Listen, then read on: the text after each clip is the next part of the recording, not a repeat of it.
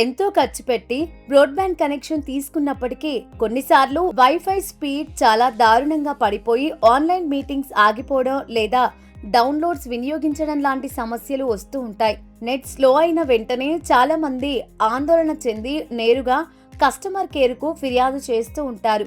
కానీ టెక్ నిపుణులు చెబుతున్న ప్రకారం మీ ఇంట్లోనే మీరు సొంతంగా చేయగల కొన్ని సులభమైన టెక్ చిట్కాలను పాటిస్తే మీ వైఫై స్పీడ్ ఊహించని స్థాయిలో పెంచొచ్చు. వైఫై స్పీడ్ తగ్గడానికి ప్రధాన కారణాల్లో ఒకటి రూటర్ను సరైన ప్రదేశంలో ఉంచకపోవడం.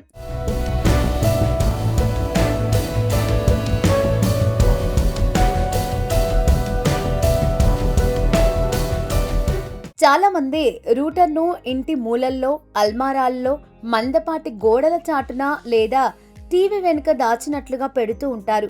దీనివల్ల వైఫై సిగ్నల్స్ ఇంట్లోని అన్ని గదులకు సరిగ్గా వ్యాపించవు. కాబట్టి రూటర్ను ఎల్లప్పుడూ ఇంట్లో మధ్య భాగంలో, కాస్త ఎత్తైన ప్రదేశంలో, ఎలాంటి పెద్ద ఎలక్ట్రానిక్ వస్తువులకు దగ్గరగా లేకుండా ఓపెన్గా ఉండేలా చూసుకోవాలి.